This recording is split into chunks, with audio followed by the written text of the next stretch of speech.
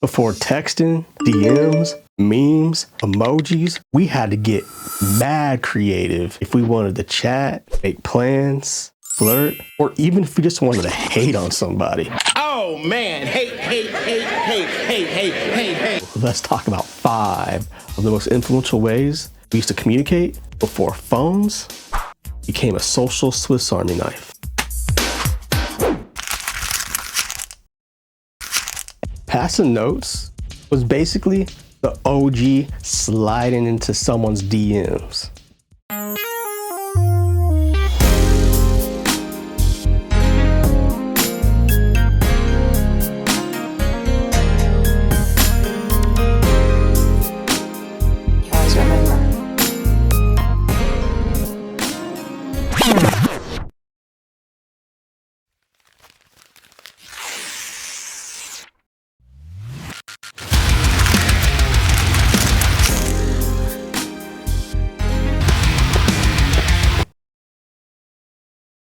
Except instead of being left on red, you got some kind of rejection in real time. And there was no such thing as screenshotting a chat back then, but you did run the serious risk of having your note intercepted and having all your business put on blast.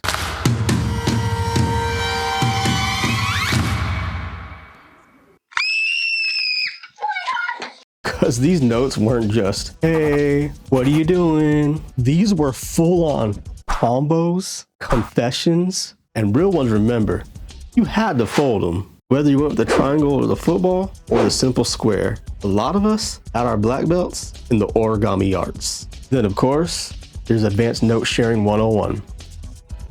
Notebooks.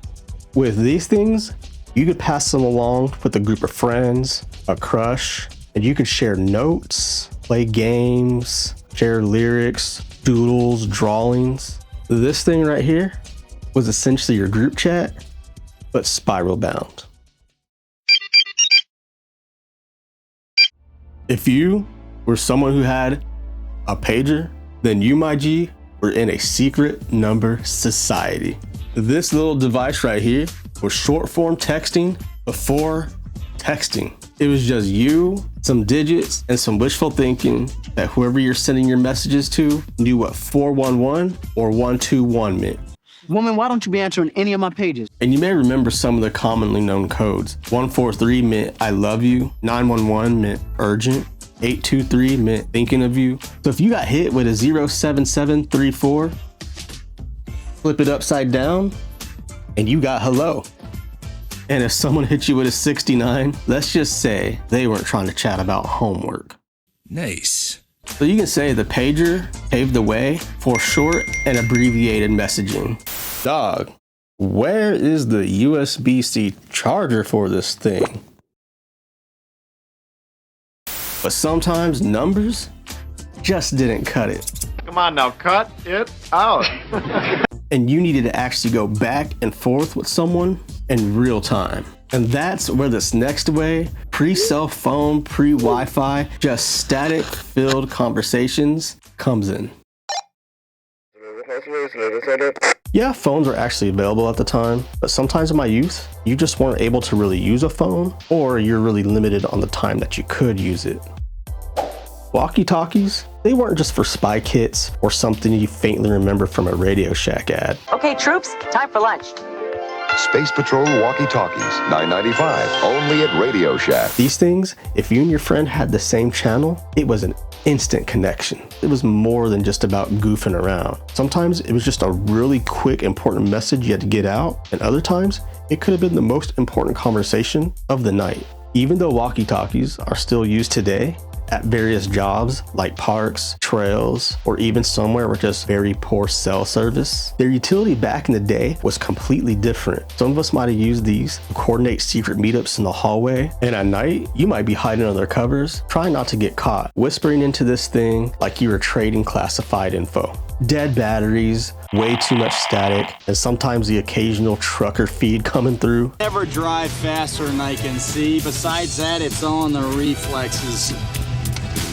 The thing was a mess, but when it worked, it was an absolute game changer. But what if you didn't have the words Or the voice to get across what you really wanted to say. That's when a whole new way to strike a chord came in. So back when you couldn't just share a playlist on Spotify or send someone a link on YouTube, we went ahead and made mixtapes or burned CDs. You thoughtfully picked the songs, you sequenced the tracks, you created a vibe. Please don't cancel me. You may have even gave it a dramatic title, something to set the tone, like songs that remind me of you or our summer soundtrack. Gay! While it may have not been the most direct way to say something, for a lot of us, even those who were 80s, 90s, and early 2000s introverts, it was clutch.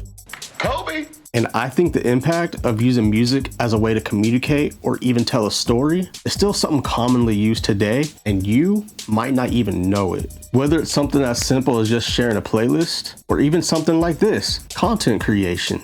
Look at how many TikToks or videos drive home a feeling or tell a story with just the simple use of a trending song. So maybe you can't really tell someone what you're thinking face to face, but you could always hand them a CD with some Boys to Men or Matchbook Romance on there and hope they get the message. So if you're curious about how cassette mixtapes were made back in the day, or you just want to take a trip back to memory lane, I broke down on a previous video on my channel how a cassette mixtape was made, so please go and check that out. And then came the internet, and along with it came instant messengers. See, these weren't social profiles that also happened to have chat features. Nah, these junts were straight up chat only. No timelines, no feeds, just chopping it up. And if you remember ICQ, you probably remember getting a message and getting hit with that. There was no usernames on this. You just had a whole ass number. That was your identity. Then of course the one a lot of you probably remember, AOL Instant Messenger came in and took over the game. AIM started the trend of usernames and bios, especially with embarrassing screen names like, I don't know, for example, X died December X. For real, who would have such a stupid name? Stupid.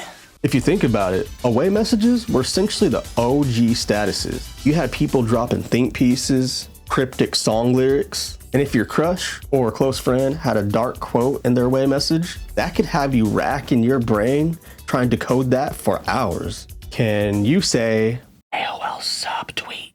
And as for who's online right now, that concept pretty much evolved into what we see on Instagram with the green dots, with Discord presence, or with seen active statuses. You may also remember some of the other chat clients from that era, such as MSN Messenger and Yahoo Messenger. And for those who are terminally online in the early 2000s, you may also remember Trillion, which lets you log into all three of those chat clients at once, like you're some kind of messenger magician. Try to say that 5 times fast.